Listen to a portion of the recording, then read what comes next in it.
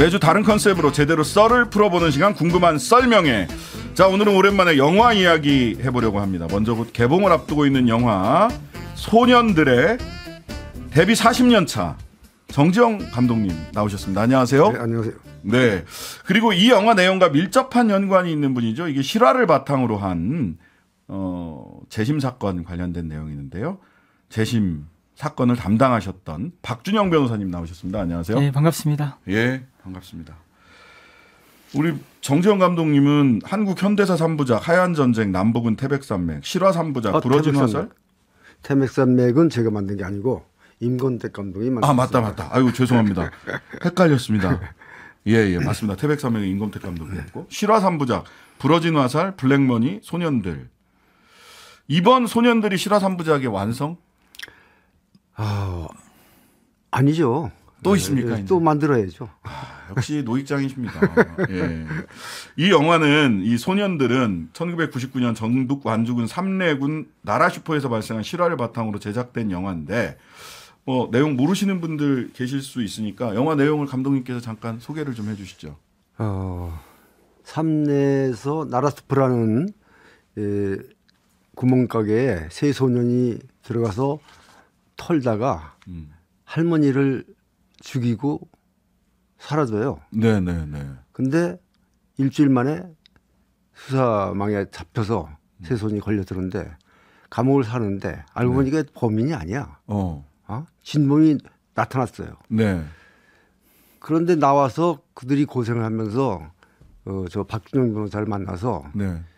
이 자기들의 범죄 노용을 벗으려고 네. 애를 쓰다가 결국 이기는 그런 이야기입니다. 네. 뭔가 그 뭐 꼬리에 꼬리를 무는 뭐 그런 이유처럼 들리긴 하는데, 자, 박 변호사님, 예. 이게 어떻게 만나서 이 사건이 실제 재심까지 이르게 됐습니까? 사실 제가 2010년경에 네. 약촌오거리 사건의 재심을 맡게 되거든요. 예. 그것도 영화로 만들었죠. 예, 맞습니다. 약촌오거리 사건. 근데 그 사건의 자료를 수집하던 중에 예. 인터넷에서 삼례 나라슈퍼 사건 영상을 봤습니다. 네. 현장금융 영상을 봤고요. 뭔가 문제가 있어 보여서 네. 이 사건을 다뤘던 그것이 알고 싶다 제작팀에게 연락했고 이 사건 자료를 좀 달라고 했었습니다. 네. 그래서 그 자료를 받아보니까 당시 이제 촬영할 당시에 그 삼례 친구들의 주소가 나와 있었습니다. 네. 그 중에 한 명이 이제 당시 그 주소로 찾아가 보니까 그 확인할 수 있었고요. 만날 수 있었고. 그래서 한 사람 한 사람씩 찾아가면서 이 사건 재심을 준비했었습니다. 이제 이번에는 직접 찾아가셨던 거예요? 네, 직접 찾아갔죠. 어느 측면에서 이거는 재심으로 다퉈야 된다라고 하는 어떤 감이 딱 오던 장면이 있으셨어요? 현장검증 영상 봤습니다. 현장검증 영상에서 자발적이어야 될 현장검증이 강제적이고 협박과 폭행이 보였거든요. 현장 검증을 하는데 그 자리에서요? 예, 현장 검증 실제 영상이 그 유족들에 의해서 촬영돼 있었습니다. 그러니까 경찰도 촬영을 했을 텐데 네. 남아 있는 영상은 유족이 촬영한 영상이 경찰 영상이 어딘가로 사라졌다는 얘기네요? 기록에는 없습니다. 굉장히 중립적으로 말씀을 하시는데 예. 사실 현장 검증이라는 게 네. 실제로 본인이 가해자였다면 예. 이거는 사실은 저도 뭐 이렇게 해봐서 알지 압니다만 네. 빨리 끝내고 그 자리를 피하고 싶어 하거든요. 그렇겠죠. 예. 그리고 또 비밀의 폭로라고 또 조서상의 진술에선 하지 못한 뭐 현장에서 뭔가 범인만이 재현할 수 있는 부분이 나오게 되고 그런데 이 사건 현장검증 영상은 처음부터 끝까지 강제였습니다. 이렇게 저렇게 예. 그거 보고 이거는 아니다라는 생각을 하셨구나. 예. 자, 이런 사건을 왜 또 영화로 만들려고 하셨는지에 대해서는 잠시 광고 듣고 계속 이야기 들어보도록 하겠습니다. 잠시만요. 신장식의 뉴스 아이킥 정지영 감독님 그리고 박준영 변호사님과 함께 궁금한 썰명회 이어가겠습니다. 영화 소년들 이야기하고 있는데요. 지금 댓글 보자 보니까 소위 약촌오거리 사건이랑 이 삼례 나라슈퍼 사건을 헷갈려서 약촌오거리 사건 영화로 한번 나왔던 거 아니야? 같은 영화 또 다시 만들었나요? 이렇게 오해하시는 분이 계세요. 정 감독님 이거 큰일 났습니다. 다른 영화죠. 실제로 다른 사건이고. 실제로 약촌오거리 사건을 제가 만들고 싶었어요. 네네. 근데 이 박준영 변호사님한테 그 영화를 좀 제가 만들고 싶다고 그랬더니 네. 아 그거 다른 사람이 지금 준비하고 있는데요. 네네. 그러는 거예요. 그래서 네. 아 내가 이 손이 좀 늦었구나. 네. 그래서 일단 접었는데 네. 그 다음에 산매나라 숲부 사건이 소개가 되면서 네. 오히려 약촌오거리 사건보다 훨씬 더 깊고 넓게 파고 들어갈 수 있는 네. 그런 사건이더라고요. 네. 그래서 아 그럼 이걸 한번 해봐야겠다고 전화를 했더니 네. 아 그럼 당사자들한테 네. 양해를 구하고 허락을 받으면은 연락을 주겠다고. 그래서 그 연락 받고 준비를 하게 했습니다. 네. 약촌오거리 사건 그 영화 됐던 거는 영화 제목이 뭐였죠? 재심이란 영화. 재심. 예. 그때는 주인공이 박준영 그렇죠. 변호사님이었어요. 네, 맞습니다. 이번에는 박준영 변호사님은 안 나온다고 그러던데 이번 소년들에는. 그래서 제가 영화에 별 관심이 없었습니다. 시사회 때 이제 영화를 볼 때도 네네. 그 집중이 잘 안 되더라고요. 오히려 약촌오거리 사건에 나왔던 황준철. 예. 황상만 반장님이 이제 예, 황준철이라는 그 역할로 설경구 배우가 맡아서 연기했죠. 네.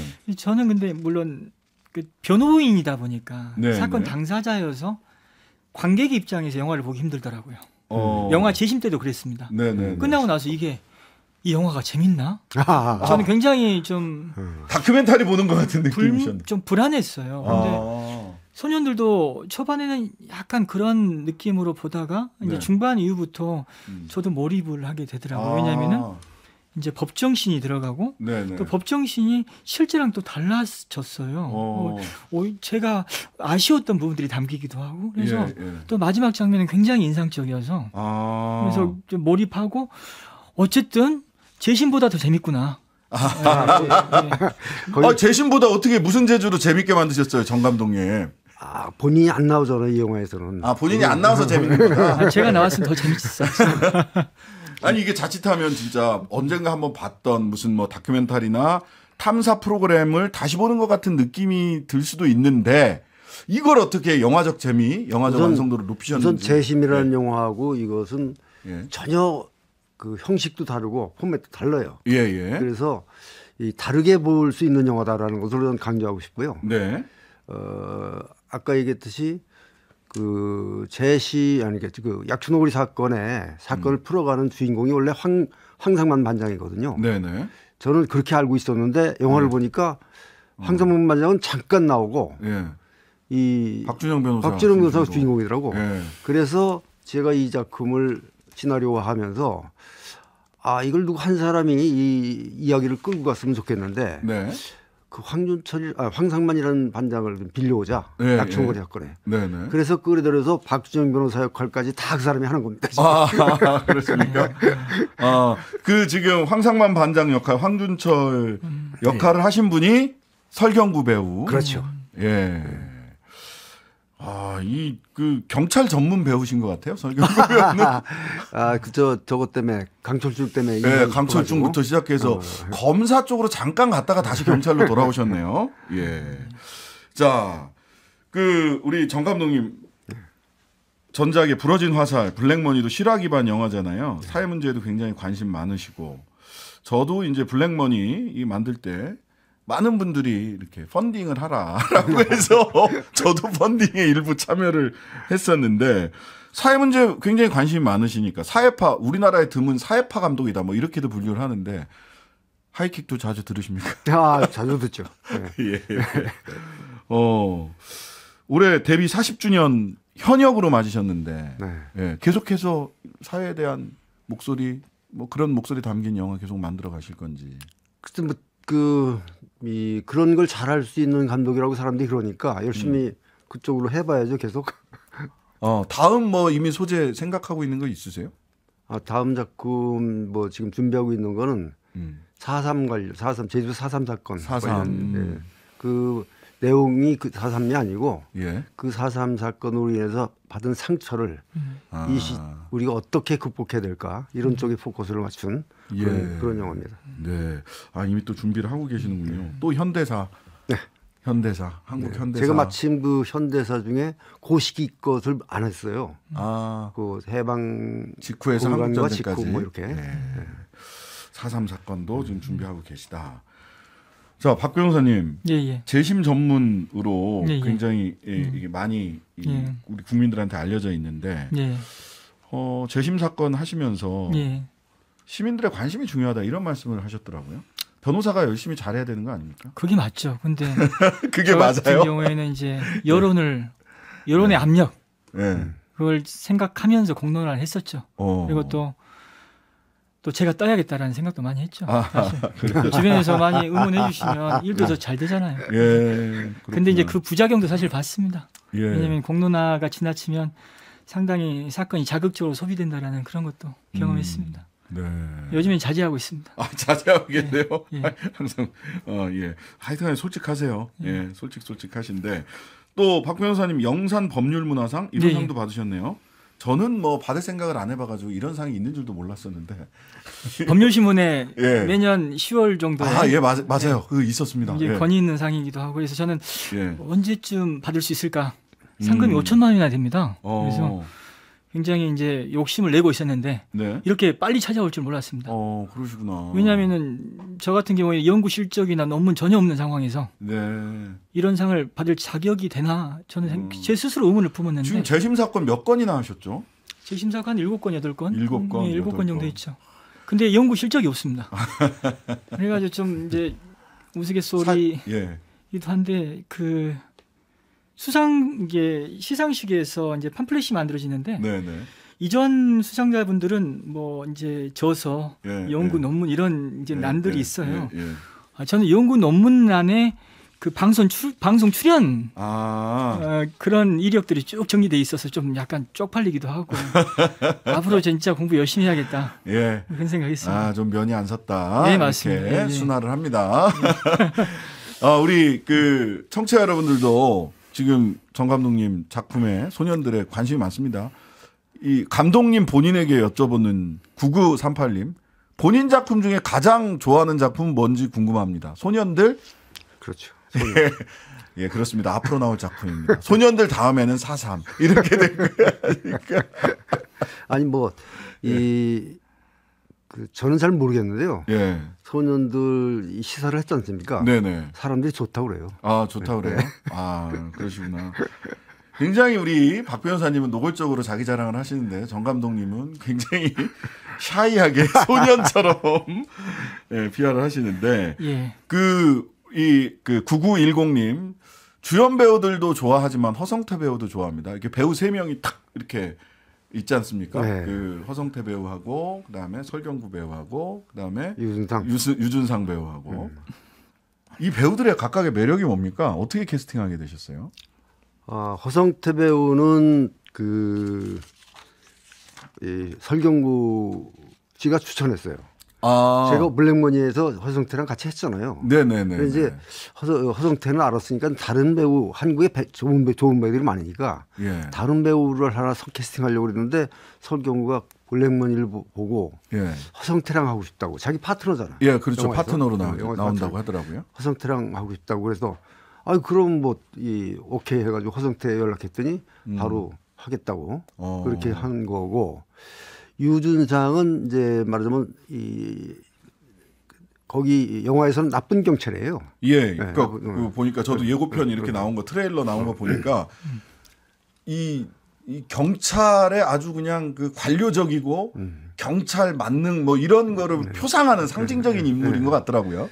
그런데 그 나쁜 경찰을 그냥 탁 보면은 악역을 할 수 있는 그런 사람이 아니고 좀 지적이고 착해 보이고 공부 잘하고 모범생 같은 그런 얼굴이 하는 것이 여기엔 맞다. 이런 생각을 가지고 유준상을 캐스팅했습니다. 근데 유준상 배우가 보니까 그 신혼여행을 상해 임시정부로 갔다 오는 등 굉장히 열정적인 분이시더라고요. 상당히 열정적이고 착하고 모범적인 사람이죠. 근데 그 반대 역할을 내가 시켰습니다. 악역을 해봐라. 물론 종종 TV나 이런 데서 악역을 하시는 것도 봤는데 그것도 또 기대되는 포인트일 것 같습니다. 지금 3569님이 막 변호사님한테 문자 하나 보내셨네요. MBC 라디오에서 2016년에 삼례 사건 다루면서 직접 취재했던 배아량 리포터입니다. 박 변호사님 뵙고 인터뷰했었는데 기억하실지 모르겠어요. 그때 해주신 말씀들 기억하면서 열심히 취재하고 있습니다. 이번 영화도 시사회 통해 먼저 봤는데 정말 더 와닿았어요. 팬이신 것 같은데. 네, 너무 감사하고요. 네. 행복합니다. 제가 이렇게 또 응원해 주시니까 저도 MBC와의 인연도 말씀드리면 네.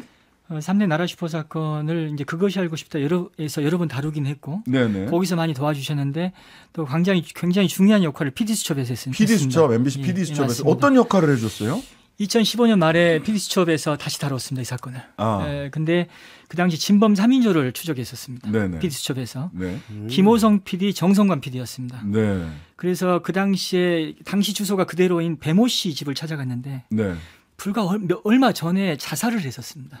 극단자 선택을 하셨고. 3인조 중에 한 명이 진범 중에 한 명이. 진범 3인조가 따로 있었던 거죠. 진범 3인조 중에 한 명의 집을 찾아갔는데 자살을 했던 거죠. 네. 근데 그 부모한테 다른 공범들의 연락처를 또 물었어요. 또 어떻게는 알아야 되니까. 네.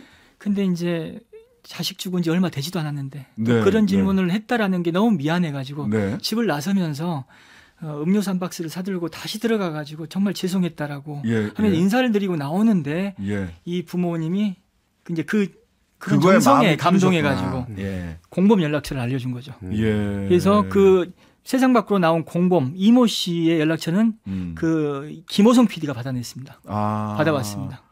PD 수첩이 진범이 세상 밖으로 나오게끔 큰 역할을 했죠.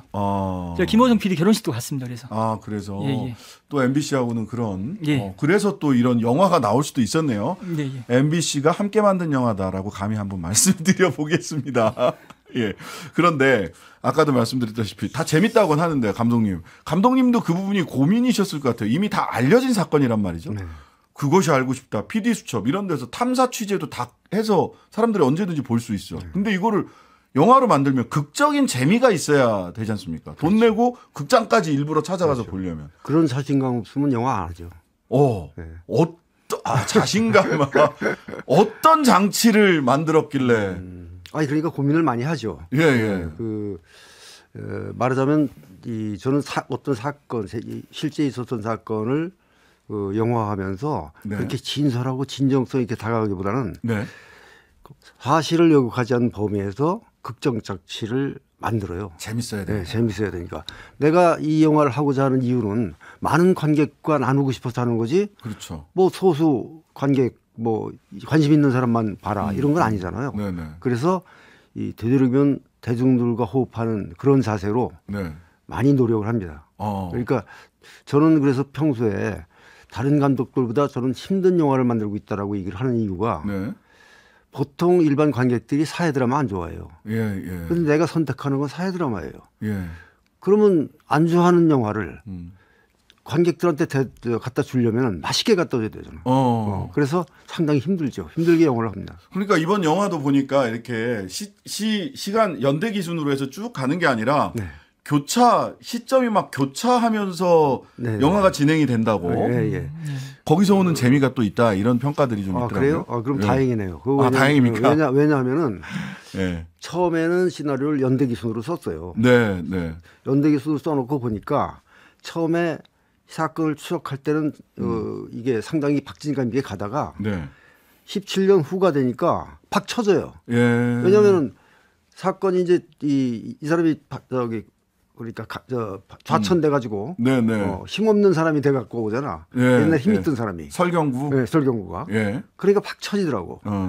물론 나중에 서서 이제 그걸 찾아가긴 하는데 리듬이 깨지길래 이게 좀 문제가 있다. 이래서 한번 섞어보자. 시점을. 그래서 이 섞었더니 리듬이 살더라고요. 섞은 것도 그냥 쉽게 섞은 게 아니고 이렇게도 섞고 저렇게도 섞고 많은 시행착오를 거쳐서 지금 만들어진 것이 소년들이다. 그러니까 재미는 보장돼 있다. 그렇습니다. 아니 사실 블랙머니 만드실 때요. 저도 뭐 금융 전문 이렇게 해가지고 나름 그쪽 일을 많이 하는데 블랙머니가 말하자면 별은 외로워 그 론스타 외환은행 이 사건이잖아요. 진짜 어렵거든요.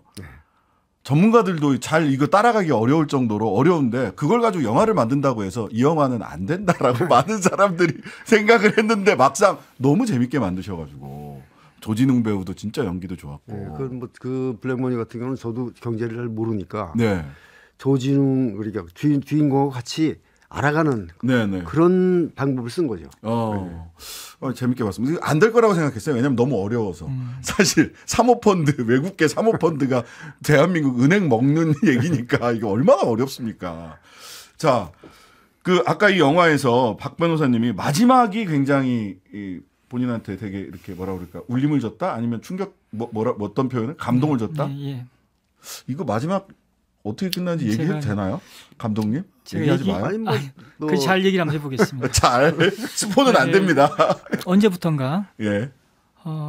이 약자를 변호한다고 알려져 있는데요, 제가 그 약자들이 동정과 시의 대상, 불쌍한 사람으로 그려지는 것이 좀 불편했었습니다. 네네. 그래서 이 영화를 볼 때 이제 이 부분을 제가 굉장히 긴장하면서 봤는데 초반에는 약간 그런 모습이 보였지만 점점 성장을 했어요. 성장을 하면서 이들이 자기 목소리를 자기들의 언어로 자기들의 억울함을 얘기한다는 게 굉장히 인상 깊었습니다. 마지막 장면이 그랬습니다. 그래서 이 영화를 시사할 때 피해자, 유가족, 억울하게 옥살이한 사람, 그리고 과거 사법 피해자들, 그리고 진범까지 와서 봤습니다.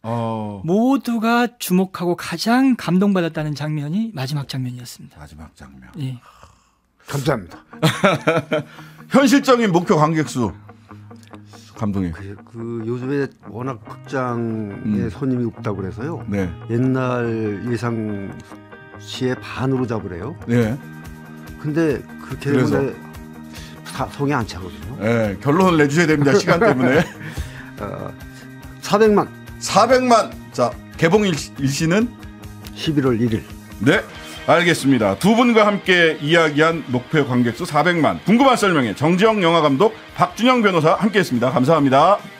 감사합니다. 하루 종일 기다려지는 진짜 시사. 평일 저녁 6시 5분 신장식의 뉴스 하이킥.